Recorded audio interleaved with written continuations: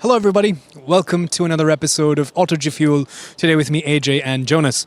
On today's episode, we're going to be taking a close look at the new Mercedes Maybach Gls600.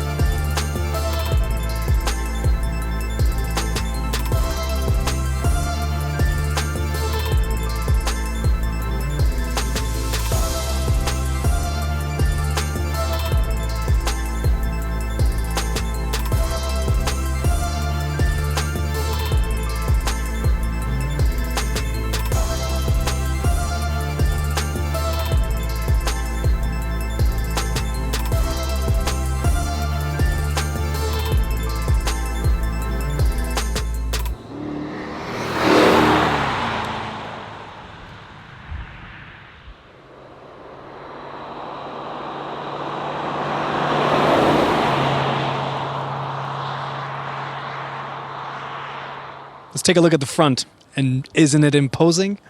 First thing you'll notice is, of course, the Maybach grille, which has these very long vertical slats. They taper towards the bottom. At the top, it's almost like an oar shape. Of course, it's a little bit plasticky, but it has to be. I mean, it has to meet pedestrian regulations for crash norms. If this was actually chrome and steel and metal, or, it would probably shred the person it crashed into. But nevertheless, it looks really regal, almost like the Parthenon or the Pantheon. And how great is it to finally see the hood ornament back on a Mercedes SUV? The Gls600 is 2.1 meters wide, 5.2 meters long, and it weighs about 2.7 tons. I mean, this Maybach version, you get actually the Maybach wheels. Right now we do have the winter tires and the winter wheels here. They're still 22 inches. They still look really big and they fill the wheel arches really well. But the special wheels kind of mimic the design that we saw in the front grille. So these spokes will also have that oar-shaped design. But I think this looks really good. I mean, everything about this SUV is about opulence and extravagance. And we can start with the paint job. I mean, I think it's a beautiful dual-tone paint, but just the paint costs an extra 21,000 euros. That white Napa leather interior, 16,000 euros. And these are individually more expensive than my car. Here at the back, it's a very tall vertical tailgate. Of course, this has the air suspension. You can lower this to make it easier to load items, but as it stands, it's a very tall stance. I do like the rear lights, again LED, with this nice detailing on the inside. Let's take a look under the hood to see what powers this behemoth. The Gls600 Maybach gets a unique tune of the 4-liter bi-turbo V8 petrol engine, which makes 558 PS or metric horsepower and 713 newton meters of torque. It's mated to a 9G-tronic Autobox and a 4-wheel drive system, the 4MATIC, which can split power between the axles in a complete 0 or 100%. This also comes with a 48-volt EQ boost, which is a starter-alternator electric hybrid system, to fill in the gaps and add a little bit of extra torque. It can therefore do 0 to 100 kilometers per hour in 4.9 seconds and a Vmax of 250 kilometers per hour, even though it weighs 2.7 tons. Don't expect it to be frugal though, at least it's going to consume 10 liters per 100 kilometers.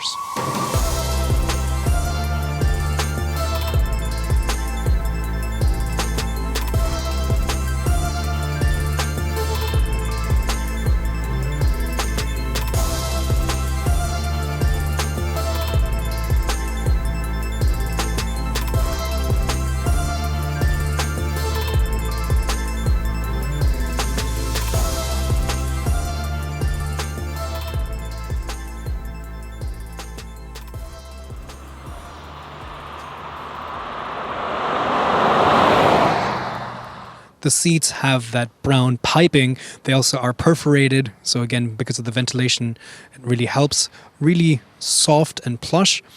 Thick carpets as well. And if we look near the foot pedals, we also have the metal Maybach logos on the pedals. Getting inside is really easy. Again, thanks to this floorboard, you just ever so gracefully step into your yacht and immediately you feel like you own the world. At least that's how I feel. And honestly, of course, the S-Class Maybach or the Maybach Pullman, based on the S-Class, that long limousine, are probably more conventionally considered luxury. But this taller seating position, I think, also very, very well complements the luxury, ultra-luxury segment. So, case in point here with this GLS600. But again, most of this is very similar to the GLS600. You get the dual screens for your instrumentation as well as the touchscreen, also controlled with a touchpad.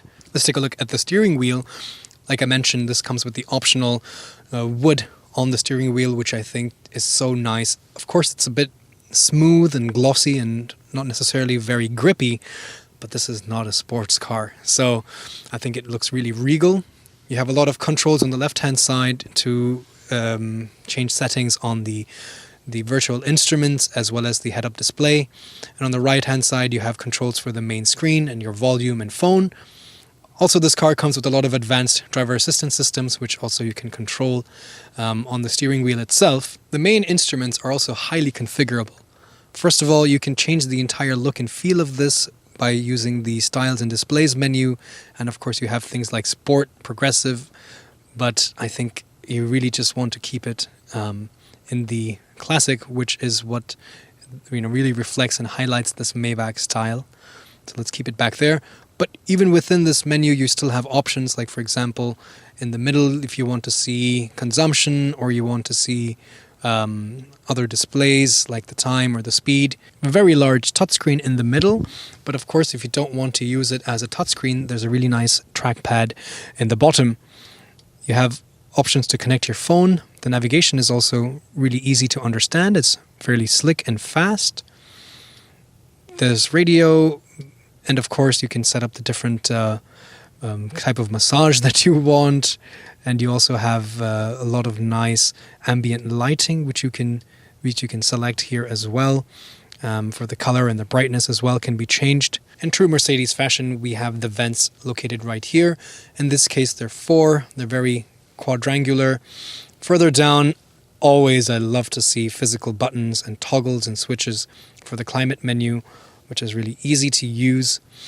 A large tambour door, which slides away with this really nice knurled finish metallic latch to reveal an inductive phone charging port, a couple USB-C ports, a versatile adaptive cup holder, which can be cooled or heated to keep either your coffee warm or your drink cold.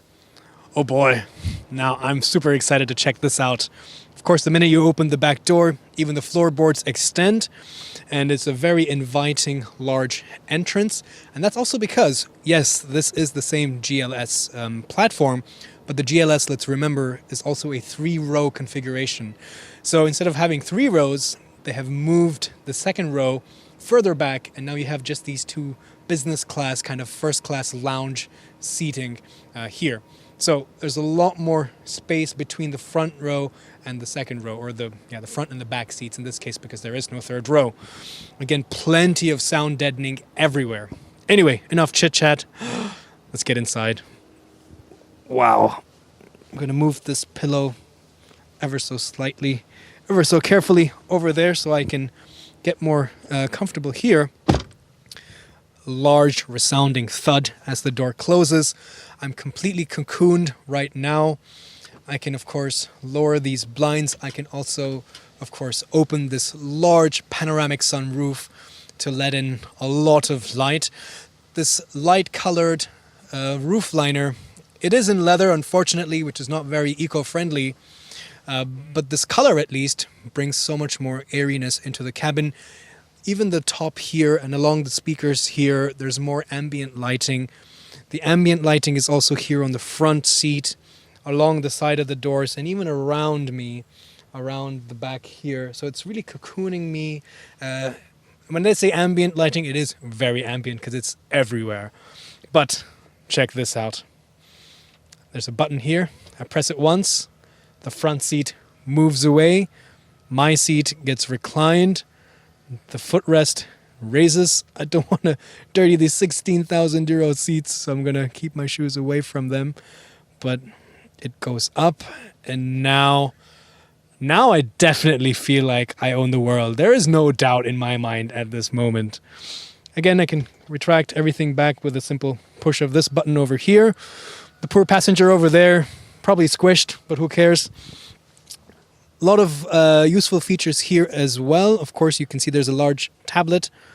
I can push this button because, of course, why would you lift a tablet? I mean, there's a button here to lift it for you. Then you can use this. This controls a lot of things here in the back seat. For example, the climate control, because I'm too lazy to reach down there to change the climate. This obviously has 4 zones, so each passenger gets their own completely independent air conditioning climate zone. There's a lot of other things I can set, like, for example, the navigation itself, or change the menus. Of course, I have 2 large screens here as well, touch screens as well to watch media. And down here, I have a inductive phone charging port. I have a couple USB-C ports on either side. If I move this door away, there's a couple beverage holders. Also, special holders here for the champagne flutes, which come with this car, which you can, they will be clamped down here automatically. And then, of course, with a simple push, that door closes itself. Down here, there are 2 very gorgeous, well-engineered, well-machined trays with anti-slip grip material, also rubber along the edges to make sure that your laptop doesn't slide away. But just look at the quality of this metal, probably aluminium it feels like. Everything is damped and then it clicks. There's a nice click between these different stages, and then it gets tucked away. More storage, a 230 volt power outlet as well, which is useful. And of course, let's not forget, I own the world now. So every now and then I want to have some champagne to celebrate. So you can open this down. There would be 2 champagne flutes over here, and you have your own refrigerator back there to keep, the best bottle, the most expensive bottle of champagne. Of course, you can even choose how much you want it to be cool. There's so many settings. But the funny thing, which, I gotta hand it to them, is if you look down here, there are ISOFIX points. So yes, you can put child seats in both of these seats here.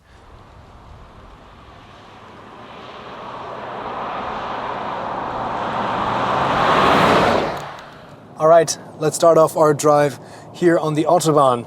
The first thing I notice is the lack of any sensation. It's really like a sensory deprivation tank in here. I hear nothing from the outside. Double glazing, the immense amount of sound deadening, it just disconnects you completely from the outside world. Even this big engine is barely audible. It's barely ticking over at just over 1,000 RPM, just wafting along effortlessly. That suspension is also doing a phenomenal job. Again, it's scanning the road up ahead in the front. I have it, of course, in the Maybach mode. So what it's doing is it's trying to optimize the suspension and the height itself preemptively before I come to that part of the surface of the road to maintain a completely steady and stable ride here for the cabin. And it's really disconcerting because I don't feel anything of what's happening on the road. It's completely a disconnect. But I guess this is as close to floating as you'll ever get in a car. The steering is also very vague in this kind of mode, but again, this is not supposed to be sporty. It's just giving you a very gentle feedback of what the tires are doing. But again, it's just incredibly quiet. You also have a lot of advanced driver assistance systems. You have active lane keeping assist, adaptive cruise control, traffic sign recognition, and they all work in conjunction to really give you a semi-autonomous kind of a driving experience. You also have something called pre-safe, wherein the car will sense if you're about to have a collision or an accident, which is completely unavoidable, and will, again, preemptively tighten the seat belts if you're lying down, in the recline position. In the rear seat, it has special airbags that it will pre-deploy, and basically it just kind of, like the word says, pre-safe. It senses if you're about to have a collision and prepares for that. I also really like the navigation because you have the augmented reality here on the screen, so it shows you the turns that are coming up, displayed directly onto your the screen here, so you can kind of make very quick decisions and know exactly which road that you have to turn into. Small things as well, small details that I like. Even though it's an option, I do love the double blinders, the visors here. So you have one on the top, which can also extend, and you have another one to put up into the front. So again, attention to detail is very important in this class of car. Now we're going around some gentle curves here on a winding country road. The steering does provide weight. It feels quite artificial, but it's just there to kind of tell you how much load each tire is on. In the Maybach mode, the throttle response is definitely dulled. Again, not because of economy purposes, but to make it very comfortable. In fact, it will even set off in second gear so that you don't feel that shift from first to second, which is quite a prominent shift in most cars and most transmissions. So you don't feel that kind of nod from that shift. So it just starts off in second gear. So it's a very, very smart system. And I think, again, it's the best suited for the personality of the GLS600 Maybach. But 558 horsepower is definitely a lot. But more than performance, it's about effortless cruising.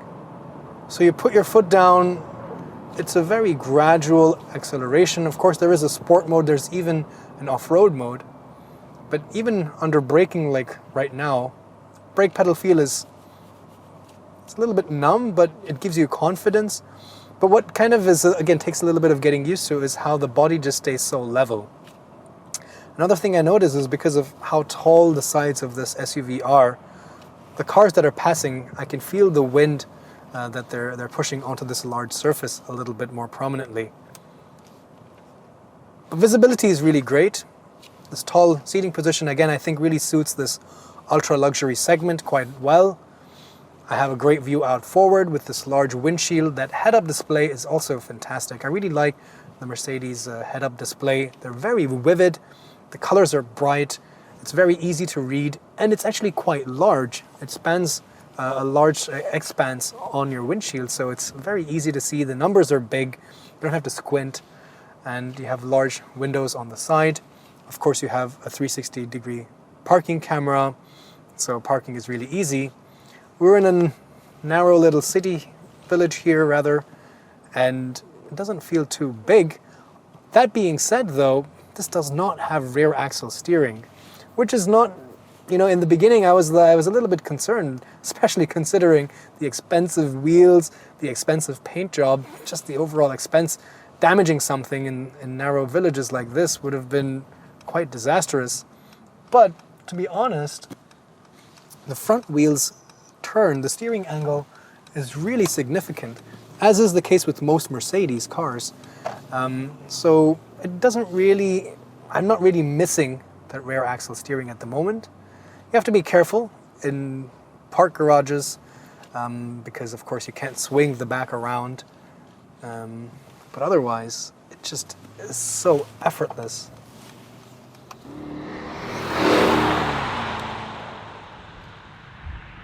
Let's summarize today's episode of the Mercedes Maybach GLS600. Prices start at around 180,000 euros, but as we talked about, once you start adding options, you're easily looking at numbers on around 250,000 euros. That's quite a lot of money, but it still does undercut some of its competitors, especially the Rolls-Royce Cullinan.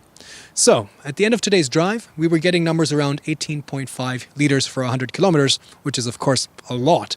But if you're buying this SUV, I don't think you really care about that. There's a lot to love with the new Maybach. I like the interior. The back seat is where the Maybach really comes to life in this GLS platform.